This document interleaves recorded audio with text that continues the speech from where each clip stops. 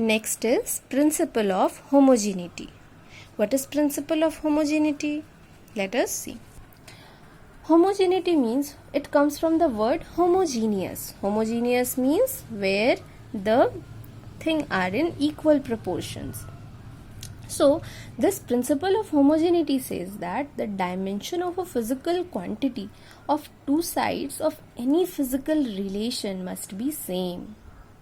Once again, if there is any physical relation, this is a physical relation, yes or no? This is a physical relation. All these are physical relations. V is equals to I into R is equals to V upon I is a physical relation. This is a physical relation. Q is equals to IT is a physical relation. All these are physical relation.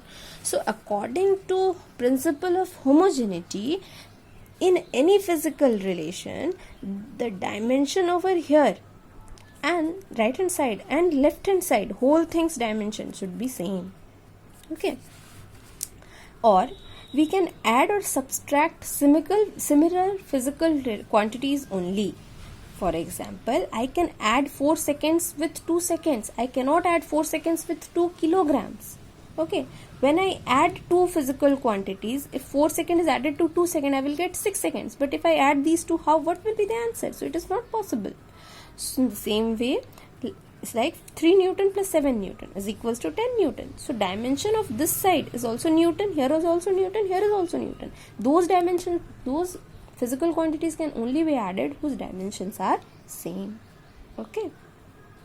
Let us solve some question to understand it. Let us apply here. Okay. First question is, find the dimension of A and B in this physical relation. What is the dimension of A and B when V is what? It is velocity, and T is what? It is time given. So V it is given, it is velocity. So here, when this side it is velocity, so this whole side should be velocity. Now these two terms should be differently velocity, because two things can only be added when they have same dimension. So two velocities can only be added. So directly I can say, if this is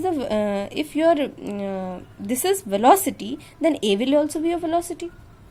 So dimension of A will be equal to dimension of V, that is LT minus 1. Velocity's dimension is displacement upon time, that is displacement upon time. Displacement upon time, displacement is length, time is T, so LT minus 1. So LT minus 1.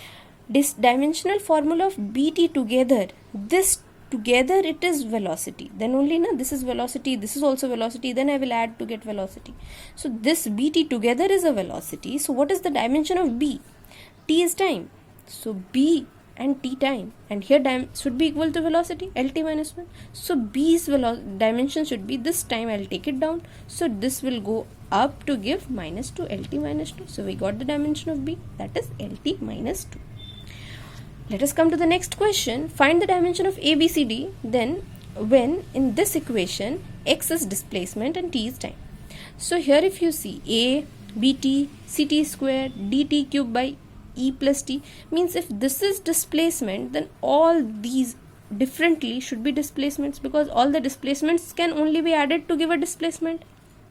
So dimension of A is directly I can say it is the dimension of displacement, that is L.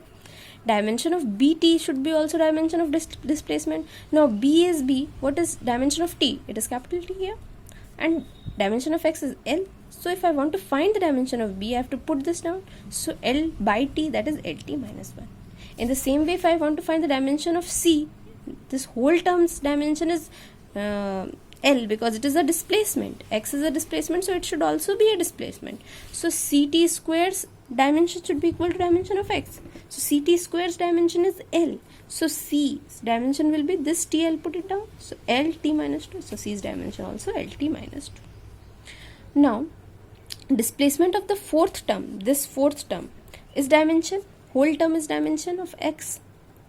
Now, I want to see that what is the, first to find the whole dimension, I want to see what is the dimension here, down. So, what is the dimension here, down? E plus T. Now, T is time. If T is time, then what should be added to T? Time should be added. I cannot add mass with time. So, T should be added to T. So, here, if this is T, then here dimension of E should be also T. Now, if the down part is T, so here I can write T. Here D is there and T to the power 3. So T to the power 3. this t and t to the power 3 cancel to give t square. So d into t square is L. So d is equals to this t square coming down to give LT minus 2. Is it okay? So we found out all.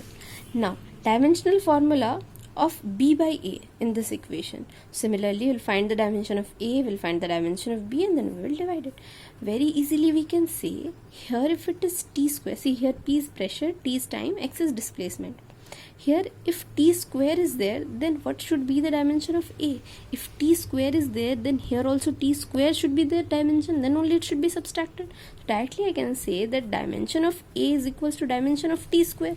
So a's dimension is t square. So up here dimension will be t square.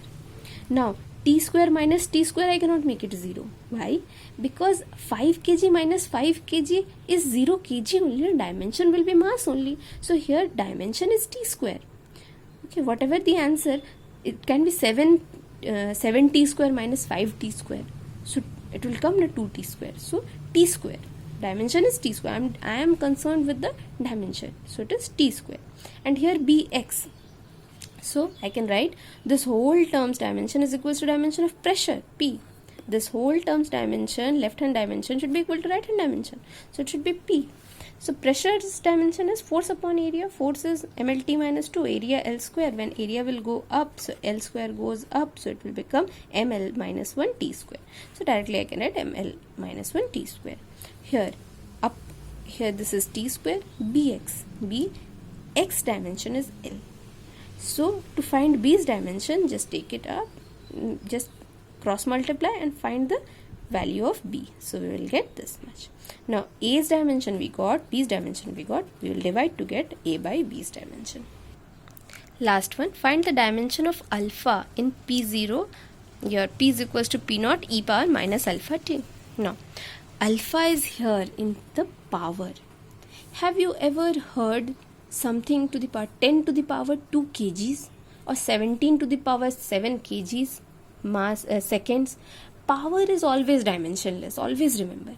So here when e to the power is given, so whole term should be dimensionless.